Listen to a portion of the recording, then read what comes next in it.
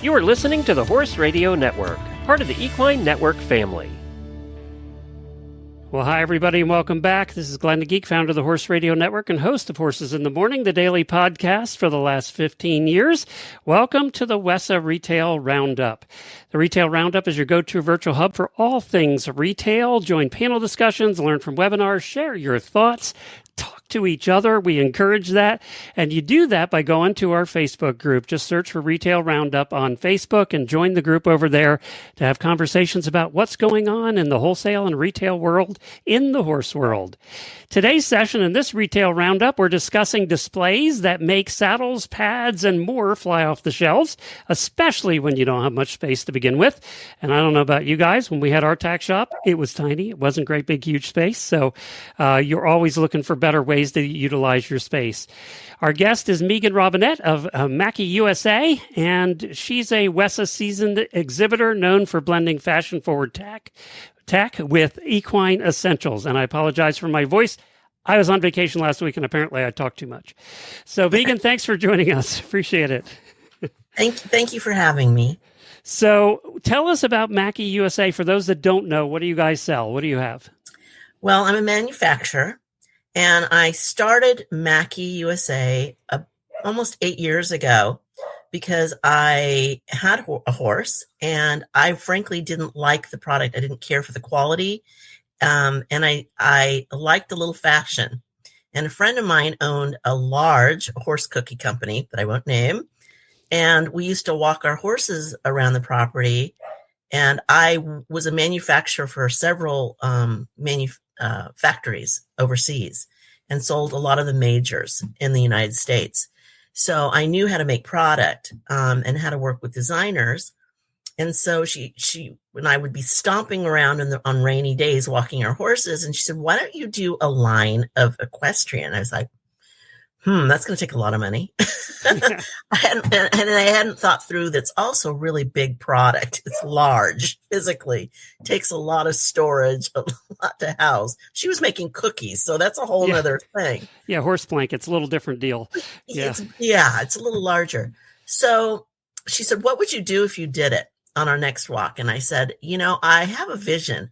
I've always wanted bee prints on some horse stuff. And I'd like something that looked a little, there's a company called Anthropology, and they're a company that is known in women's apparel for mixing and matching of prints and fabrics. And I said, I want something like that for horses. And I also want something in black and white, because I came from like the couture area in apparel at one point, and you wore black or white every day of your life. And so I thought, I would like something like that. And she goes, "What's your packaging?" Because she's very linear. "What's your packaging going to be?" And I said, "Well, I want it to look like a See's candy box, but I want it to be in a green and white with like an awning." And she had a gift room. She came back the next day and she mocked up this little box for me. And I was like, now I have to do it. She mocked up a box, right? She took her time to help me. Yeah. She's really pushing me along this. And I had done some things for her, so she knew that I could probably do this. So that's how I started. So I started doing my research about every brand. I had to decide what I was going to do. And I decided I'm going to do fly masks and fly boots because it was probably summer. That's probably the only reason I decided. I bought every brand known to mankind, and I was like, "Ooh, I don't like that. Oh, I don't like this. Oh, I do like that idea." So I went through and one of my designers from all the factories I worked for was at Loose Ends. And I said, "Would you like to do something with me?" And she said, yes. Now, she was not a horse person. So her first shot at doing designs, I remember one of them, it looked like it was made for motocross. They looked like they had flames. And I said, no, that's not equestrian. we don't do flames on horses' faces. And so we started over, and I had to give her something called tear sheets, which I was familiar with all my designers in my big companies, where you stimulate them. You take your magazines and you rip them all out, or you send them pictures and you say, "I want it to be this with that," and you make little drawings for them. And so I had a bee line. It's called Be Mine. And I had something called Modern Vintage, which was a mixing of patterns. And I did a black and white group.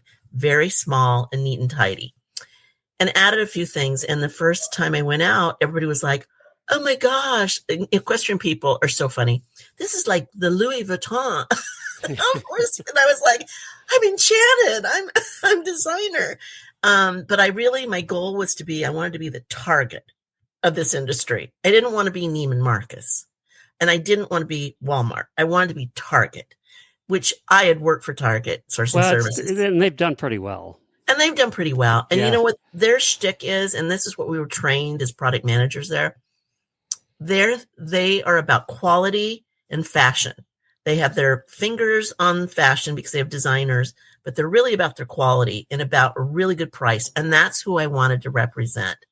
I was never wanting to be fancy. I wanted to be known for my quality and for how I executed the product, and that everything made sense. There was a purpose for it. So that's how Mackie got started. It's grown over the last 8 years. I do a lot more than fly masks and fly boots now. I'm doing everything from blanket bags to rain sheets to apparel. I introduced women's pajamas because they loved my prints, and onesies, baby onesies. I do bags. I do a lot, but I always make sure that there's a purpose for it. I always wear test everything. A lot of samples go out to a lot of horses and humans to test, because this is my money and I have to I'm a gambler, basically. I have to decide this is working, and I refine it, and then I produce it, and then I start selling it and getting it out there. So, and I appreciate the feedback. And yours obviously your lines are very color and design oriented. That ties into what we're going to talk about today for the stores. So let's start with this. I mentioned small storefronts, right? A lot of us had or have small storefronts. So what's your formula for a window? You may only have one window in your small storefront. Right. What catches people's attention? What stops people to take a look at it? What do you find with windows in particular, especially in our world? Well, I grew up in retail. I started out, I was recruited. I was an assistant buyer.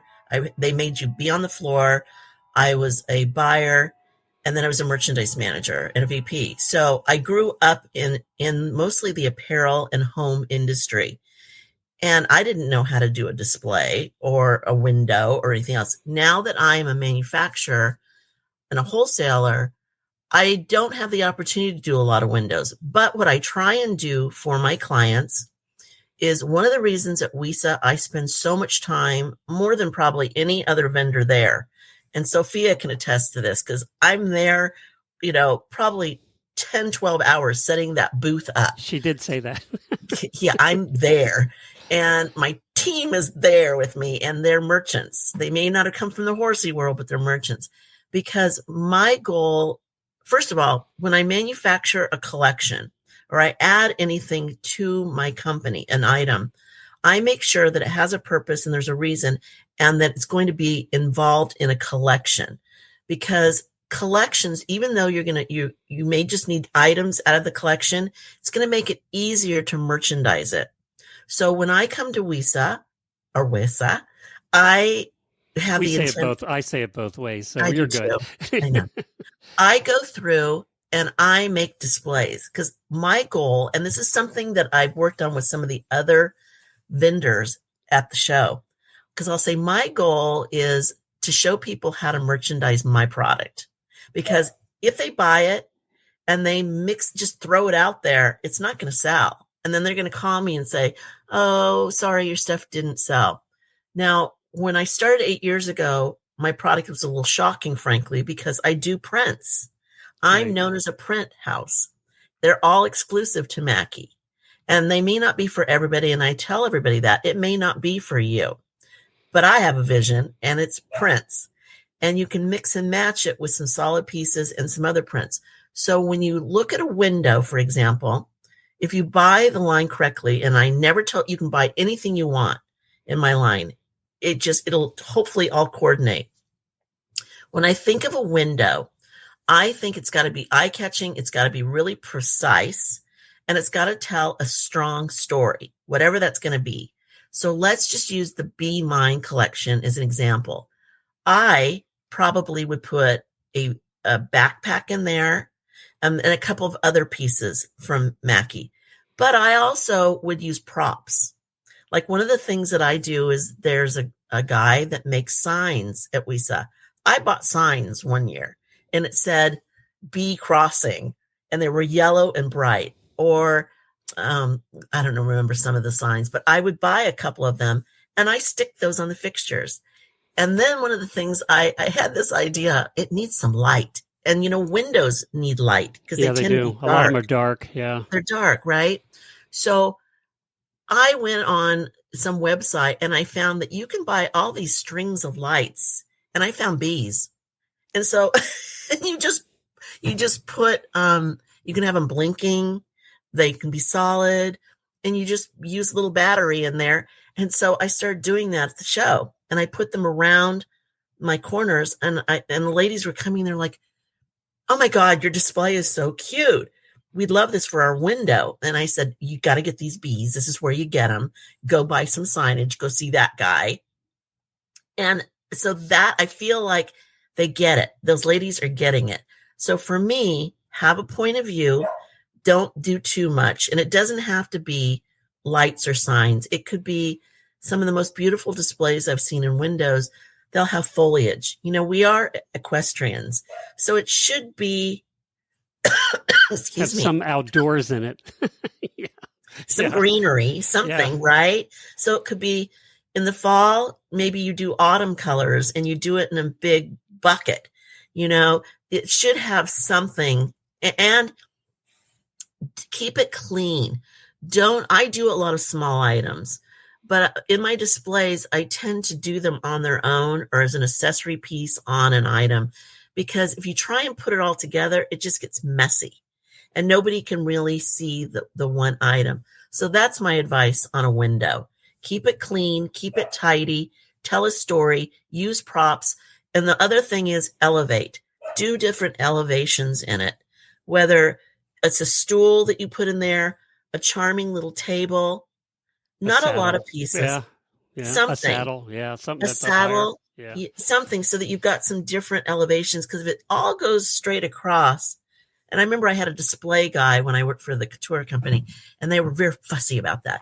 You just don't, your eye wants to look around, and you can put more in there if you do that too. Well, and that's what catches attention too. It does. Straight across doesn't catch attention. It doesn't catch. No. And use different props. Use some equestrian magazines. Put a stack of those. Some equestrian, cheaply you can do this. You go to an old used bookstore and there's a lot of equestrian old books in there. Buy some of those. Put them on a stool and build it up, and then put your item, whatever it is, on top of that to give it some textural interest. And one of the other things I saw, one of the nicest displays I saw on Facebook, and that's kind of like a window when you see a Facebook picture. Mm-hmm. She had made it all autumn colors, and they weren't all the same vendors, but it had a point of view. It was all autumn colors. So everything was in a yellow or an orange, and it was charming. The other thing about window displays, and this is where people get lazy, if you ever go to a tack and feed store and you go 3 months later and it's the same display, that's not good. One of the things I learned in Merchandising 101, that front displays and your front fixtures that are the entree into your stores, now some fashion houses, they change them out every week. I don't think in a tack and feed store we need to do that. We're not quite there. Yeah, but and our people aren't coming in that often. Once a month, I always thought. I think once a month, but in apparel, it's very fast. It's really quick. So you did need to change those fixtures and your displays once a week. You had to, because they're in their shopping a lot. Right. And especially when it's high ticket items. And to be honest, equestrian stuff is expensive. Equine is expensive. I can see that for a place like Target, where especially if they're grocery shopping there, they are coming once a week, right? They are. Yeah. So you change it up. And, in an attack and feed store, like I visit one of my local that has like 6 stores, and I know they just hate it. they loathe it when I walk in. I just know they do. They all say, "Oh, hi, Megan," but I'm like, I know, and I'm like, I'm gonna go check, and I'm like, you need to change this display up. It's not good. It's empty, and it's an end cap. It's an end cap. Actually, the store manager is really good. She appreciates it because she gets so entrenched in her business that she didn't see. She goes, "Oh, I know." It is something that, you're in the store every day. You're not seeing it anymore. You're just not even seeing it. No. So and it gets filtered. Let's take that now and go to the next step. In what have you found that your stores, obviously selling bundles is better than selling one thing, right? If especially in lines like yours where your colors go through the 50 different SKUs you have, right? From saddle pads to, bags to whatever, right? Blankets, sheets, whatever it is, fly masks. How have they found it effective to be able to sell more than one of that, the B pattern or any of the other patterns? What are they doing to sell bundles of it? Well, there's two different thoughts. Whether it's online or in the store, this goes for both of those. It does. Yeah. But there are two different thoughts. I have some stores that they like to merchandise by classification. So hay bags, for example. It doesn't matter what vendor it is or at what price point. They will merchandise all hay bags, all the bags together. Yeah. I mean, I don't, I personally don't like to shop that way. I'm not that kind of a shopper. I'll be honest. Nordstrom's used to shop. You used to go into Nordstrom's, which are very nice stores, but I don't like seeing like everything on a rounder. So they had all their pants all on a rounder. I'm not that shopper where I want to dig through and find what I'm looking for. When I like things by color, and it can be by different brands, but they need to be similar. But a lot of stores do very well by classification. I like merchandising by a collection, and it doesn't even matter if it's the same vendor. You might have similarities in, like my bees. There may be something from another vendor that matches that or coordinates with it. Like they have a lot of black, for example. I don't do a lot of solid black. They merchandise it together. So to me, that's how you bundle it. I'm not a commodity person. I'm not a friend of mine, I said, "You're like a commodities broker." And he is. His pricing has to be like, he's a wheeler dealer over there. I don't wheel and deal. All of mine is the same price every day for everybody. But that is a business. And how do you get somebody that's going to buy an expensive boot helmet bag from me at $150 and buy other things? Well, I always tell the stores, why aren't you utilizing some of my pockets? Why aren't you putting like a hoof pick on mine and a scraper in it, and a bat, or use that, make a display on that, because odds are, especially at gift giving time, which we're getting towards that, the displays are really important. That if you're going to sell a bag in one of your displays, not every bag needs stuff in it, but one of them needs to show how it's used, because odds are a grandparent or a grandfather, so a grandfather or grandmother or an aunt that's not an equestrian is trying to buy somebody in their family a gift. And then they pick it up and they're like, "Oh my gosh, it's got everything in it." They're going to love that. Because don't you love that? I do. Yeah. I love when I get everything and it's already merchandised for me and I don't have to think about it. So I tell stores, do it subtly. You don't need to actually bundle anything and say, "Okay, this is an offering." Although some of the commodity people we did that actually when we had our tack shop at the early days of the internet. We sold a ton of it on the internet because somebody could go, "I'll buy those 5 items because they come together." Yeah. Yep. Yeah. And it's the same thing at the holidays, especially around it. Yeah. So especially with your stuff at the holidays, that's even better. Mine's easy. And I am never offended if it's cross vendor.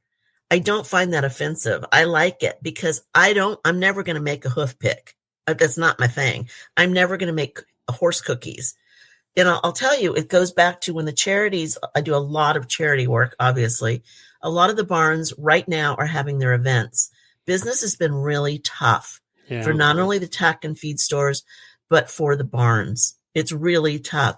So the barns and the tack stores are finding that in talking to them the last month, they're all getting a little bump in business by doing a charity.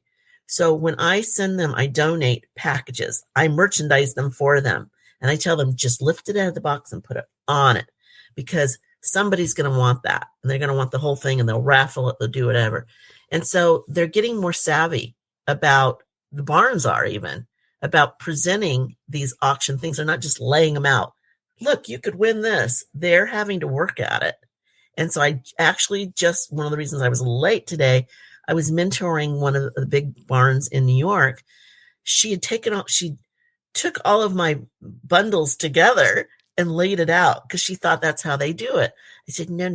You're going to put them back in the backpack. You're putting it back in the tack tote. You're merchandising it. I said, I know it's a lot of work, but it's going to help you in the long run. Like with your stuff, I'm looking at it right now, and I see the backpack and the fanny pack and the socks. There's a bundle right there. I mean, as little as 3 things, but it's a bundle. It is. And now I've sold maybe a fanny pack that I wouldn't have sold otherwise at the holidays. Right? They might have bought the backpack and the socks, but now I've added, and we did that online too. And that's something you can do online. You could have a whole section of gift packs, right? And that's what I would do. I would put a section of gift packs, and I would have 10 or 15 of them that they can go in. People like horse husbands like me can go in and buy it easily, right? Which I don't have to mix and match because I'm not going to be good at it. And neither is mom or dad or cousin or sister or the non-horse person who's trying to buy the horse person a gift, which is always difficult, right? That's always the hardest. Well, so I wanted to ask you about lighting and smell. Smell's a good one too, because when I walk in a tack shop, I want to smell leather. Good leather. I do too. I want to smell leather. You know what? I am one of those freaks. I like horse smells. Not everybody does, but I'll tell you, in my booth when I show, there's certain things that certain smells that we associate with horses, and bathing is one of them. And primarily you bathe horses in rose smells, lavender smells, clean smells. So in my booth, I do feel like I want to bring the outside into this sterile little booth. I always have my vintage milking jugs, and it has my fabrics tied around the front. I always buy fresh lavender. I cannot always get to the store to buy fresh flowers when I'm at a show. Now, it's different when you own a store. You can go, and I have gone to like Costco and bought their beautiful plants that they already have in a plastic pot that's adorable, and I've decorated with that.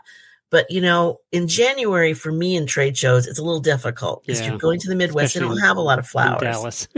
In Dallas, not a lot of flowers. So I started doing lavender because most people like that smell. It smells clean and fresh. It displays well. It's dry. It smells like what everybody associates with soap. Clean. It smells clean. Soap. Yeah. It does. And so to me, I think smell is really important. And because I don't do a lot of leather with my product, it's fabric. So I totally agree with you. And I'm so glad you mentioned that, because I'm like, one of the gals that travels with me has allergies, and she goes, oh God, we're going to have the lavender. Yes, we are.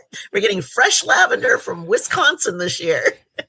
And, lighting too. We've all been in the stores where lighting hasn't been good throughout the store. Lighting is an investment if you want to do it correctly in your store. And there are people that you can hire to help you do that. There are lighting experts, and it costs money, but if you can't see, you're looking at those racks and you can't see it. I mean, it makes a difference. It makes a difference. You're absolutely right. And you don't want to go, it's a turnoff for me to go into an older tack and feed store that is stuffed. And I'm going to have to work at this. I'm going to have to go in there and really, check through those racks. And the lights are blinking at me from the top, and it's yellowish. And it makes it look different. So you're taking it outside, and I think that the owners are afraid you're going to make a run for it, but you have to do that. You're right. And that's why it's pretty important that the stores really clean up the mess and not make it look so dark and dank, because it's not inviting to shop in. And sometimes it's the lighting. Sometimes it's because they have used every square foot in that store, and they have got merchandise up to the ceiling. And so which I kind of like those kind of tack shops, but then you got to have some lighting in there so I can you see something. better have a lot of light. I know. I went into one in Chicago one time, and the owner was absolutely hilarious. She said, my products have a lot of birthdays. And I said, what do you mean? I don't think that's a good thing, actually. And she goes, yeah. She goes, I don't do markdowns. She goes, they have a lot of birthdays. They're with me for a while. But she was stuffed. You had to walk sideways. You're trying to try boots on and you're perched like, it's funny, but it's not. I think she'd do a much better job if she cleaned out a little bit and made walkways. Yeah, so, it feels a little hoarderish. So we're coming up in the holidays, and that's one time we're talking about how often to change displays. I believe that we did change them more often at the holidays. So from, let's say, the beginning of November through the end of December, we would change them every 2 weeks, not once a month, because people do tend to come back when they're holiday Christmas shopping or whatever. They tend to come back more often during that period of time. So we did want to change them out there. I don't know if you agree with that or not. Or I do, and I do. However, okay, I came from apparel and home businesses, human businesses. Right. And we always started building our inventories and getting our displays in the fall. One of the shocking things about the equine business for me is I do not see them building their inventories or starting to really make it look like Christmas in there. I don't see that. And I find that odd because to me, and I think it's an education, I think a lot of people that have their own private little tack and feed stores, I'm not talking about the large companies, but the mom and pop shops, they didn't come from traditional backgrounds. They didn't. They came from the horse industry. And I don't think that they realized that this is your opportunity. Usually fourth quarter is the largest quarter for retailers in terms of sales. It's your biggest expense, but it's how you unload a lot of product. And so I'm personally trying to work with my smaller stores to educate them about that they need to build their inventories up and get ready for the holidays, because not only are you getting your regular people that are in there at least once a month, you're going in, and I know the driver is usually hay and alfalfa and, all of that grain. That's usually the driver. And I have charmingly been told that I'm the loss leader. And first of all, I was like, loss leader, what does that mean? Well, what it means in the industry is that I'm the draw. So I get people in regularly rather than maybe they come in twice a month. But they may come in to buy hay and grain, but then they'll see my stuff.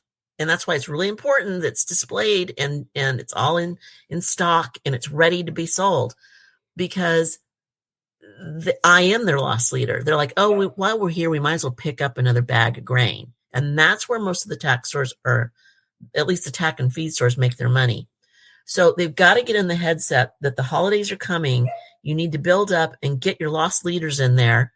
You've already got all your basics. Get those loss leaders in there and present them correctly, because that is not only going to bring in your regular customer, it brings in the random customer that you maybe only see twice a year or once a year. The people that are not in equine or don't have dogs or whatever that it is. Horse husbands. Horse husbands. Yes. And so they're like, okay, we have to get Belle something for her horse and something for her. And all she cares about is horse. That's all she cares about. So they go in and they're like looking at some of the apparel. That's pretty understandable for them if it's presented correctly. And they're like, oh, we have to buy the horse something too. They'll probably wander. I just saw a gal in one of the stores, and I was waiting for my manager to finish up, and I see this gal, and she looked a little lost. She was a mom. And I said, oh, you've got some horse cookies there. Where's your horse? And she said, oh, I don't have a horse. It's my daughter. And I was like, oh. And so then you get into a little conversation about it. And she goes, do you have any other ideas? It's her birthday. Can you suggest? And I said, well, you need to buy one of these calendars. So she bought one of those. But then you start talking about it. And if you have the display set up and they see, and to be honest, it's why I've started doing a lot more bags, because they understand a bag. It's easy. Yeah. It's easy. It's got pockets. Yeah. Oh, yeah. And if you've got a display, Oh, she'll love that. He'll love that. Yeah. Okay. Let's get that. So I do believe that we need to educate our tack and feed stores about the holidays coming, because you're right. From my perspective, you need to get those displays up. You need to buy and make them look holidayish, and make the people that shop regularly think about, oh, I should buy a Christmas present for my friend. We all whine about, and this is true, right? We all whine about the fact that all the big stores are putting up their Christmas displays already and Halloween's not even over, right? Yeah. And we think that's ridiculous. But there is a reason they do it. I mean, they do it because it ingrains in you. I may not buy that Christmas tree or the Christmas lights or whatever today, but I'm seeing that, and it's reminding me that when I do buy it, I need to come back to this store. Yes. So they're putting it up this early just to get it in your head that when you do go buy that stuff, you buy it with us, not with somebody else. And that's the reason it's done. They're not selling that much of that stuff right now, but they're putting in your head that because it's that valuable, Right. they're putting in your head to do it now. So maybe in your tack shop, you're not putting it up this early, but you better have it out by November 1st, because as soon as Halloween's done, it better be out there. Okay, so we're going to run out of time, but I have some rapid fire stuff I want to do here at the end. So your answers can only be like 1 or 2 minutes. Okay. All right. What's your one visual change that makes an immediate difference in a store? What's that one visual thing that you would say makes the world of difference? Clean your fixtures. Clean your fixtures. Because what a pain too. I know, right? Clean your fixtures and tell a clean story. That's my best advice. Don't junk it up. Don't clutter it up. Don't junk it up. Yeah. Don't start, oh, I'm going to put this on it. And, oh, this is even better. Don't do that. Less is more. One display prop every tack shop should own. A horse head. A plastic horse head. I've had to go and buy them for people and get paid back, but I've had to go buy them. They're not that expensive, are they? They're like $60. That's what I thought. And you can put fly masks on them. You can put halters on them. There's a lot you can do with them. They fit on top of your racking, Yeah. Yep. And buy them in a couple colors.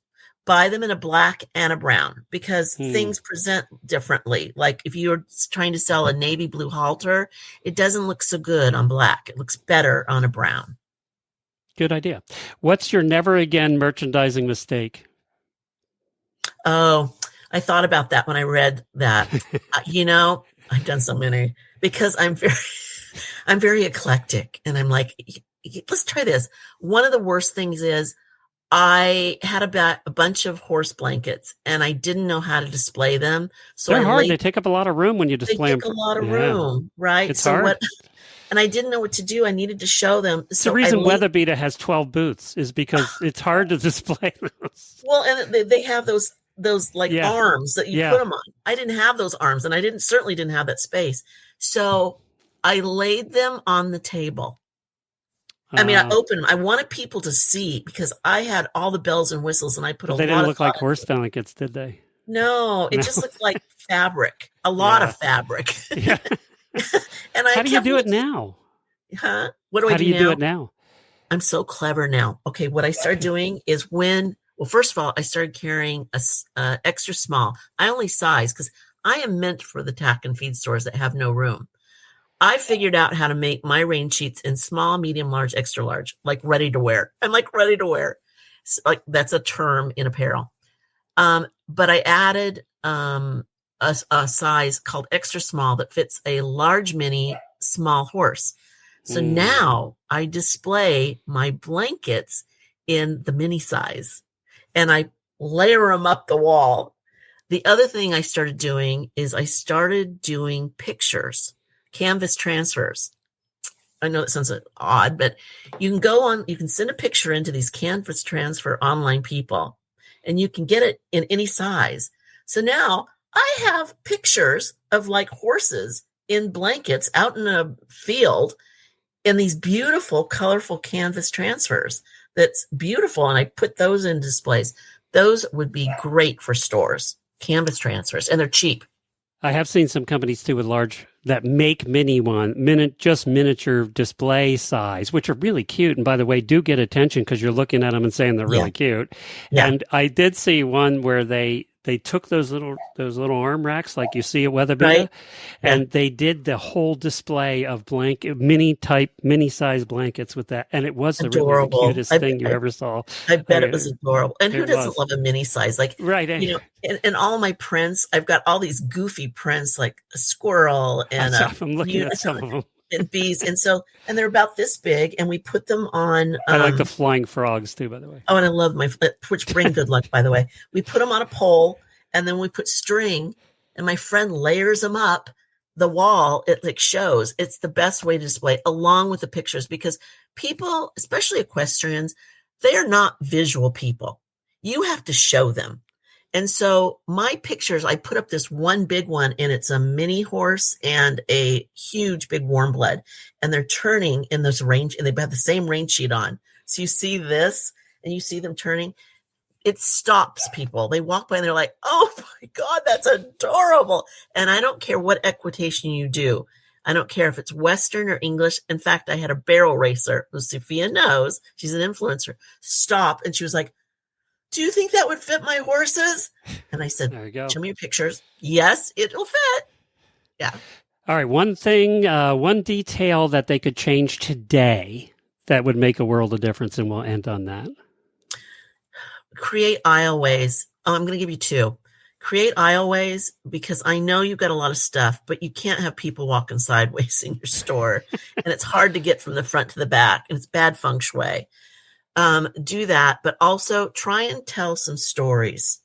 Even if it's only at random, try and tell a story, whether it's a bee or I don't care what the story is. Whatever the story is, try and make a story, because we're in the industry of telling stories, and people are always learning. They may think they know it all, but they're always learning. And tack and feed stores is where they're learning that. So that's what I would say. And where can they find you? They can find me on Mackie USA. I'm on Facebook and Instagram under Mackie USA. And, I would appreciate any feedback from people. I love messages. And a lot of the buyers from these stores, they contact me and they have a vision of something. And if I think it's something I can sell, I'll give it a shot. I'm sampling up a PVC cabezon right now. Some big barn thinks that she can sell these. So if I think I can sell it and I can do it safely and it's a good product and I can deliver it at a price, I'll do it. But you got to be able to get the quantities. That's the other thing. Right. So. Well, very good. Thank you for joining us. We really appreciate it. And of course, we're here almost every week, and it's the WESA Retail Roundup. I will put the audio version of this on the podcast feed, which is Wisdom by WESA. And if you haven't checked out were you on the podcast before? I have been. Oh, okay. And I'm sure you're going to have to edit me a lot. If you haven't checked that out, go check it out. Actually, my wife hosts that along with other hosts. So check that out on Wisdom by WESA, the podcast feed. And also, you can check out their website at wesatradeshow.com. And you can check out our YouTube channel. Just look for WESA Trade Show. The next Retail Roundup will be released next week. And you can stay up to date on all of it by searching Retail Roundup on Facebook and joining the group over there. Thank you so much, Megan. Appreciate it. Thank you so much. You have a good day.